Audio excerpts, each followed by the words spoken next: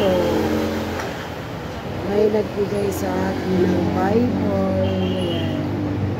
Bibigyan ako sa aking kaibigan ng Bible.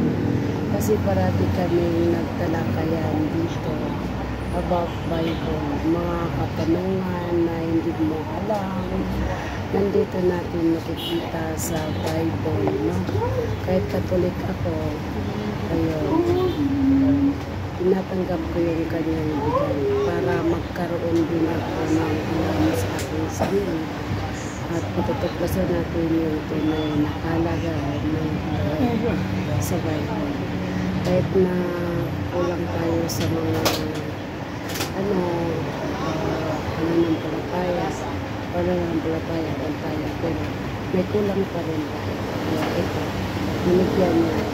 Salamat, Ate Ruth, sa iyo. Bible na binibigay sa akin. God bless.